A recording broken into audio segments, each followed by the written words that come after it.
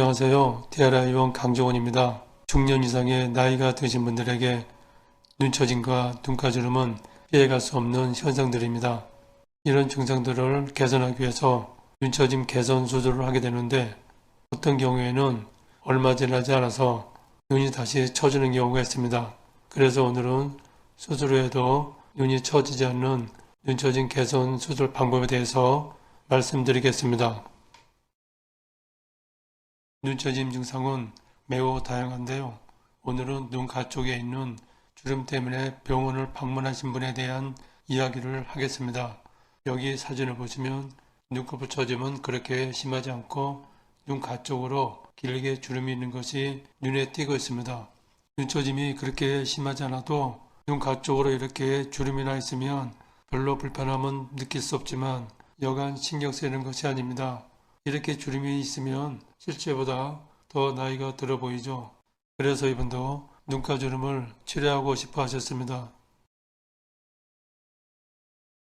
이분과 같이 눈가주름 때문에 고민하시는 분들이 의외로 많이 있습니다.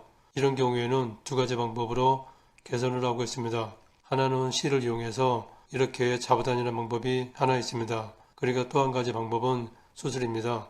눈썹 라인을 따라서 이렇게 피부를 절개해서 봉합을 하는 수술입니다.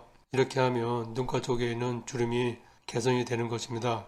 실을 사용해서 하는 방법은 매우 간단하지만 이것은 실이 녹으면 다시 눈썹이 내려오기 때문에 이런 분들에게는 이 실을 사용하는 것은 적합한 방법이 아닙니다. 그래서 가장 많이 하고 있는 방법이 사진에서와 같이 피부를 제거해서 봉합하는 눈썹합 거상 수술이 있습니다. 이 수술은 비록 간단하지만 이 수술 나름대로 장점도 있고 단점도 있습니다. 이런 방식으로 피부를 제거하는 수술의 장점은 수술 과정이 간단하고 단순하다는 것입니다. 그래서 회복기간이 상당히 짧은 층에 들어갑니다. 그리고 수술 효과도 바로 나타납니다. 그런데 이 수술은 눈처짐이 그렇게 심하지 않은 50대 이하의 젊으신 분들한테 이 수술이 맞는 수술입니다. 왜냐하면 눈처짐이 심하면 또 심할수록 사진에서 보시는 것처럼 절개하는 피부의 길이가 길어져야 됩니다. 눈썹 바깥쪽까지 길게 피부를 하게 되는데 수술 후에 눈처짐은 개선이 되겠지만 눈썹 바깥쪽으로 길게 수술 흉터가 남을 위험성이 상당히 큰 수술입니다. 그래서 저희는 이분에게 눈썹 바깥쪽에 흉터가 남지 않는 방법으로 눈가쪽 주름을 개선하려고 하고 있습니다.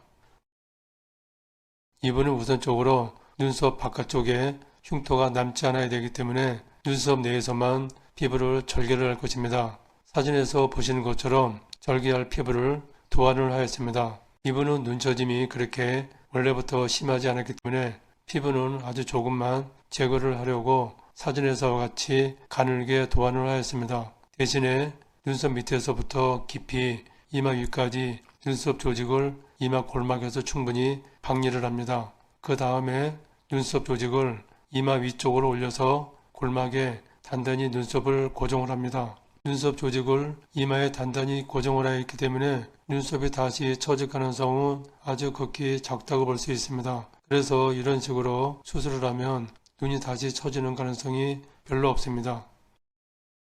수술을 하고 2주 후의 모습을 보고 계십니다. 수술 전과 비교했을 때 가장 먼저 눈썹이 위쪽으로 조금 더 올라간 것을 알 수가 있습니다.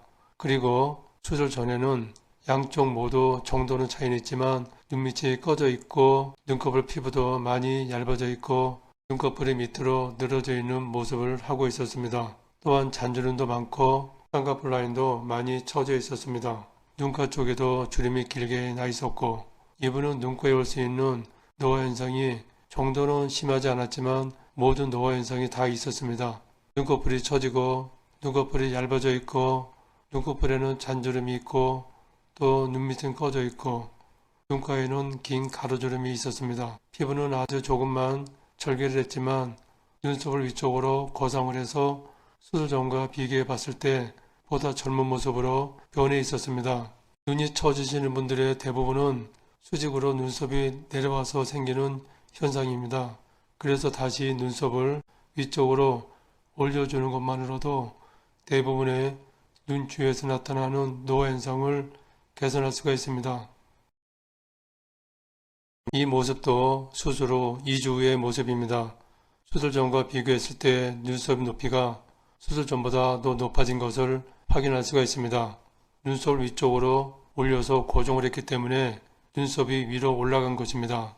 이분은 저런 식으로 피부만 제거해서 눈가 쪽의 주름을 개선하려고 했으면 저런 식으로 피부를 제거를 할 것입니다.